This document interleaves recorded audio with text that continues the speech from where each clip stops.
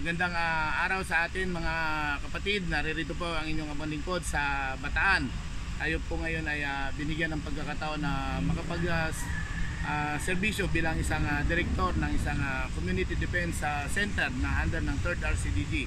Ang inyong pong abang lingkod ay siya ang mamumuno sa buong Bataan sa ating mga reservist, no? Sa ngayon po may kasama tayong dalawang reservist, no, na taga rito sa Bataan mismo. Unang-una naririto po sa aking kaliwa si Private Morillo. Ano yung nagtulak sa iyo para pasukin yung pagiging isang reservist ng Philippine Army?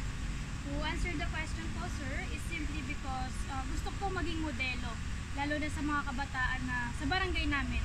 Dahil actually, si Private Rica Morillo po ay isang SK Kagawad sa aming barangay, sa JC Payumo Junior Dinatihan Bataan. And at the same time, isa pong pre-service teacher na currently 4th year college. So gusto ko pong, nag-reservice po ako dahil gusto ko pong maging motivasyon ng mga kabataan na, lalo na ng mga kabataan na tumulong nang walang hinihintay ng kapatid. Okay. Wow, napakagandang dahilan.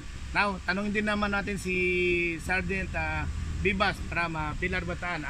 Kung ano ang nagtulak sa kanya upang pasukin yung pagiging isang reservist ng Philippine Army? Since bata po ako, pangarap ko na po maging sundalo eh.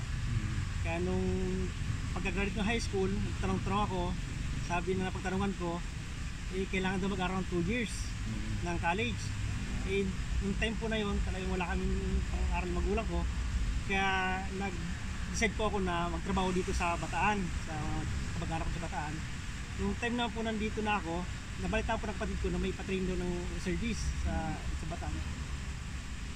Nung marinig ko po yun, agad-agad akong nag-join. Dali-dali ako. Tapos ito na nga po, nung sa ganda ng ng training at ang ganda naman ng record ko at naging number 1 pa sa batch namin. Wow. Tapos nung tuloy-tuloy active ko sa dami kong sinalihan ng mga kalamidad, nakita ng mga NCO namin dito, mga officer namin sa CDC na super active ako at ako ng schooling, nag-undergo po ako ng schooling at nila ako, nakitaan nila ako na isidido ako, kaya ako pinarsige nila mapadala sa schooling sa Trado. Regular schooling yan? Yes po, basic career course ng Army. Kaya po, at least po, ayun, sa wakas na natapos ko lang po. Ang course ko po doon ay Ordnance Service, non-commissioned officer basic course. Maraming po salamat at nandirito po nakasama natin yung ating dalawang napaka-active na mga reservist.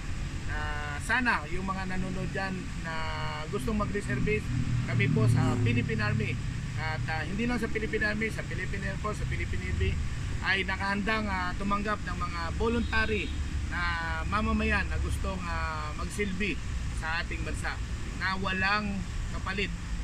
Yan lang po, magandang hapon sa ating lahat.